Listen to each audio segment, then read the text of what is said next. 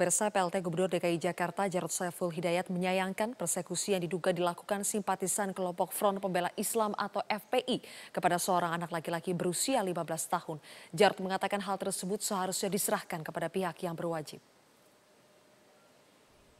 Saat ditemui di Balai Kota, Jarod menilai persekusi merupakan tindakan yang tidak patut karena Indonesia adalah negara hukum.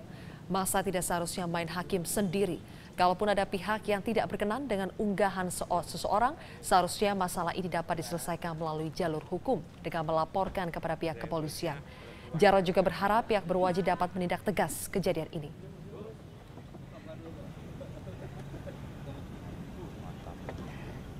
Tindakan yang tidak patut ya. Kita itu negara hukum ya. Jadi serahkan pada pihak yang berwenang. Dalam ini kepolisian. Tidak boleh setiap orang dari kita gitu ya itu main hakim sendiri, kemudian ya menebar ketakutan atau intimidasi ya kepada pihak-pihak yang lain, siapapun itu. Kalaupun ada yang tidak menyenangkan, unggahannya tidak menyenangkan, ya laporkan ke kepolisian. Jangan main hakim sendiri. Ya, itu contoh-contoh tidak baik, siapapun itu, dan harus ditindak tegas oleh kepolisian. Ya. Pemerintah optimis pertumbuhan ekonomi Indonesia pada tahun ini ada di level 5,3% dengan asumsi makro lainnya bahwa harga komoditas minyak mentah ada di level $50 Amerika Serikat per barrel. Lantas bagaimana pergerakan PDB Indonesia beberapa waktu yang lalu? Rekan Eliza Hasan akan menyampaikan informasinya untuk Anda. Eliza, silakan. Baik, terima kasih Kevin Egan. Pemirsa, sebelum kita memproyeksikan, tentunya kita akan mereview hasil pertumbuhan ekonomi Indonesia. Badan Pusat Statistik mencatat bahwa ekonomi Indonesia pada kuartal pertama tahun ini hanya tumbuh 5,01%. Surplusnya neraca perdagang menjadi faktor pendorong ekonomi di kuartal pertama. Kita simak data pergerakan pertumbuhan ekonomi Indonesia per kuartalnya.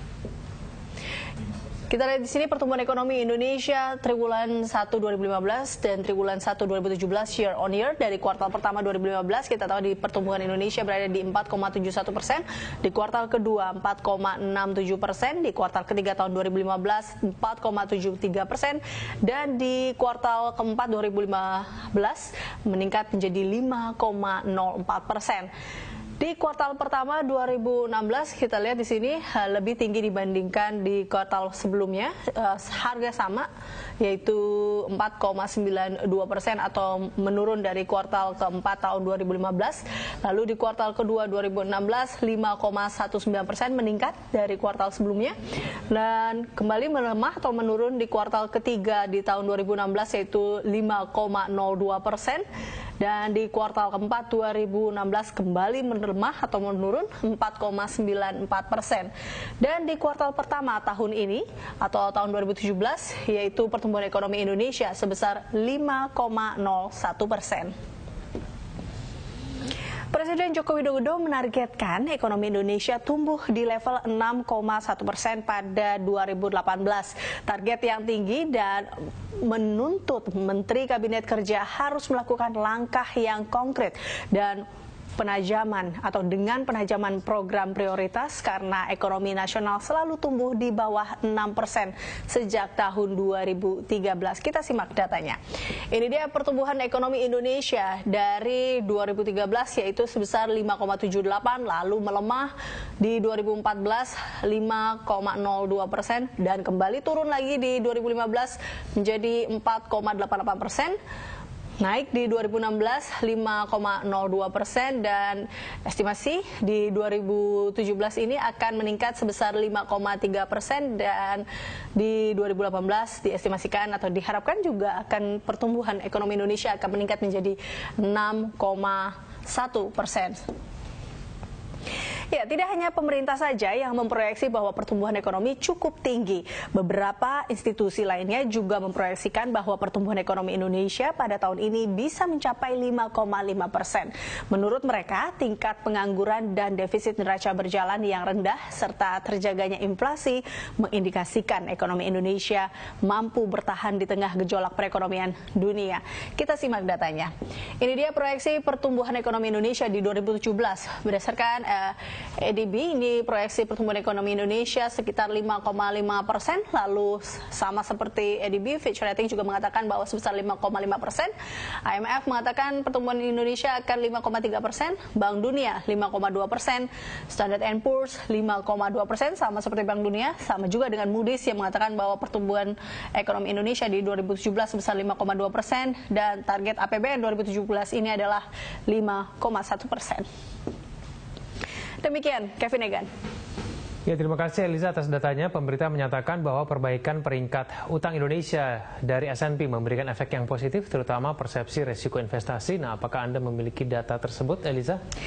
Iya, Egan, benar sekali di mana dinaikannya rating utang luar negeri oleh S&P memicu turunnya persepsi risiko investasi di pasar finansial domestik. Data Bloomberg menunjukkan bahwa risiko gagal bayar atau credit default swap obligasi pemerintah Indonesia dengan tenor 5 tahun langsung turun lebih dari 1.000 basis poin ke level 123,04 pada 19 Mei.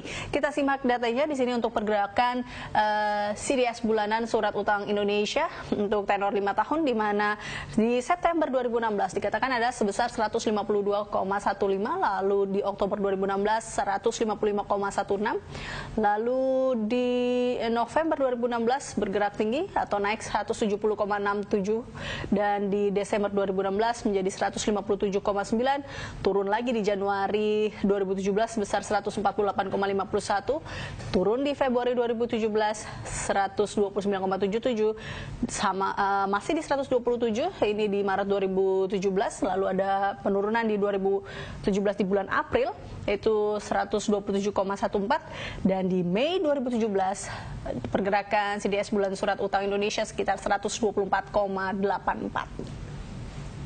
Demikian informasi yang dapat saya sampaikan. Kembali ke Anda, Kevin Egan. Ya, terima kasih Eliza San. Pak David, saya ingin Anda mengomentari mengenai peringkat utang yang kemudian direvisi oleh S&P ya. Kalau menurut Anda ini kan pasti menjadi salah satu faktor pemerintah akhirnya pede begitu ya. Ini peringkat kita nanti, paling tidak pertumbuhan ekonomi kita akan mencapai 5,3. Tapi menurut Anda sendiri seberapa besar kemudian pengaruh dari peringkat utang yang direvisi oleh S&P tersebut, investment grade gitu kepada Indonesia nanti terhadap pertumbuhan ekonomi sampai 5,3%. Besarkah pengaruhnya, Pak David? Ya, kita harap yang investor konservatif terutama ya. Ini katanya yang konservatif nih terutama dari Jepang, dari Eropa nih relatif konservatif terhadap suatu negara. Dia akan melihat ketiganya, S&P, Fitch, dan Moody's sebelum masuk ke suatu negara ya. Terus kita harap juga perbankan internasional ya, karena bank itu juga untuk masuk ke suatu negara dia juga akan tunggu investment grade. Karena kalau dia sudah investment grade, risk weight atau alokasi kapital yang akan dia alokasikan untuk masuk memberikan kredit ke suatu negara itu akan lebih rendah. Jadi tidak terlalu banyak memakan modalnya. Nah, ini kan 3 lembaga udah nih ya, Pak tidak ya? Kita udah statusnya udah oke nih. Jadi saya pikir itu tapi perlu waktu tentu ya. Kalau menurut penelitian IMF itu dari sisi misalnya suku bunga obligasi negara yang 10 tahun ya, itu kalau naik dari jang menjadi investment grade itu penurunan dari suku bunga pemerintah itu bisa antara 120 sampai 140 basis point. Tapi within the range of dalam range investment grade, kalau dia naik lagi nanti itu mungkin hanya 20 sampai 40 basis point. Itu satu. Yang kedua tadi dari perbankan, yang ketiga FDI yang kita inginkan.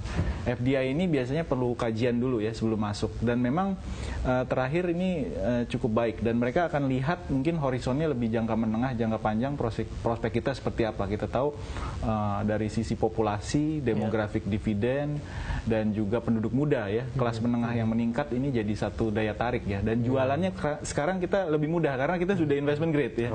Kemarin kita jualannya agak sulit ya, marketing keluar sudah investment grade belum ya, agak sulit begitu.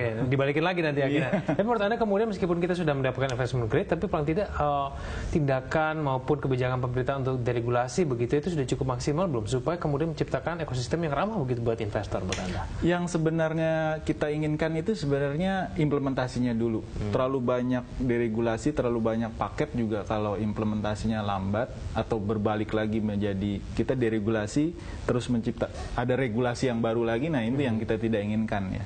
Jadi lebih ke kita bereskan dulu saja apa yang sudah kita janjikan. Ini kan sudah kita umumkan 14 paket kebijakan itu bagaimana implementasinya. Nah tadi kan kita juga menyampaikan beberapa data lembaga internasional begitu ya, ada ADB 5,5, kemudian Fitch juga 5,5. Ini tampaknya lembaga-lembaga internasional itu juga optimis dengan pertumbuhan ekonomi Indonesia 5,5. Iya, saya pikir itu faktor demografik dividen jadi penting ya. Jadi penduduk muda yang bertumbuh, kelas menengah, dan kita harus mulai pelan-pelan sumber pertumbuhan ini beralih, jangan terus komoditas yang sifatnya siklikal ya. Nah, ketika sekarang komoditas lagi turun ya atau stagnan ya, kita mungkin harus cari sumber pertumbuhan lain. Nah, dari sini kita mungkin yang perlu kita dorong tuh manufaktur ya, manufaktur, sektor jasa ya. Pariwisata ya, ini yang bisa mendorong ekonomi bisa lebih cepat ke depannya. Jadi infrastruktur ini kan kita alokasikan dulu nih infrastruktur mana yang dibutuhkan oleh sektor-sektor seperti manufaktur, pariwisata dan seterusnya ya. Kalau misalnya nanti tidak match juga ini jadi bahaya karena ini kan utang kita ambil misalnya atau ekuitas ya, mungkin utang juga banyak. Nanti kalau misalnya pertumbuhannya tidak sesuai ekspektasi ini juga jadi berbahaya. Seperti sekarang di China utangnya meningkat, pertumbuhannya turun. Nah, ini yang membahayakan. Sekarang kita bahas sentimen dari eksternal ya, Pak David. Menurut Anda kemudian tantangan kalau misalnya kita ingin mengejar 5,3% pada tahun ini, tantangan-tantangan yang dari luar itu kira-kira akan seperti apa nanti?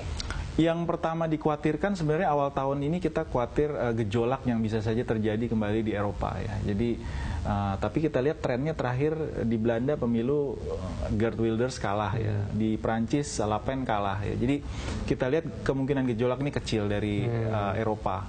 Dan mungkin risiko di China juga kita lihat masih manageable ya. Jadi kelihatan mereka masih akan tumbuh di atas 6% tahun ini. Jadi artinya masih akan soft landing. Amerika juga kenaikan suku bunganya kelihatan juga lebih lambat ya dari perkiraan. Tadinya banyak yang memperkirakan naik 4-5 kali suku bunga Fed tahun ini. Kita memperkirakan mungkin hanya maksimum 3 kali. Mungkin yang rasional tahun ini hanya 2 kali kenaikan suku bunga Fed. Jadi ini juga masih memungkinkan aliran modal masuk ke emerging market termasuk ke Indonesia. Tapi unsur ketidakpastian global itu paling tidak sudah berkurang belum kalau menurut Anda tahun ini? Ya, yang khawatir itu sebenarnya bukan masalah kerentanan atau vulnerability-nya ya. Vulnerability-nya kita lihat tadi sudah berkurang. Tapi kemungkinan terjadinya shock kalau misalnya krisis di South China Sea ya. Ini yang kita khawatir satu. Kedua, krisis di semenanjung Korea. Ya, ini yang bisa saja tiba-tiba ada terjadi black swan meledak di sana. Nah, ini yang kita khawatir ya. Tapi risiko-risiko lain saya lihat di Eropa, China maupun di Amerika sejauh ini cukup terkendali ya. Dan peran Indonesia paling tidak untuk mengurangi ketidakpastian tersebut menurut Anda seperti apa sekarang? Ya, kalau kita perhatikan sih sebenarnya itu ya, kita jangan terlalu bergantung pada satu sektor ya. Coba kita lakukan diversifikasi ke sektor-sektor lain ya. Sektor tadi saya sudah sebut termasuk juga konstruksi, properti, infrastruktur ya. Infrastruktur yang benar-benar bisa dorong ekonomi kita ke depan ya. Baik, kita akan bahas kemudian di segmen selanjutnya salah satu faktor yang kemudian membuat Menkeu kita yakin bahwa perkirakan harga minyak akan mencapai $50 per barrel. Seperti apa kemudian itu pengaruh terhadap Indonesia? Kita bahas itu segmen selanjutnya, pemirsa Ekonomi akan segera kembali.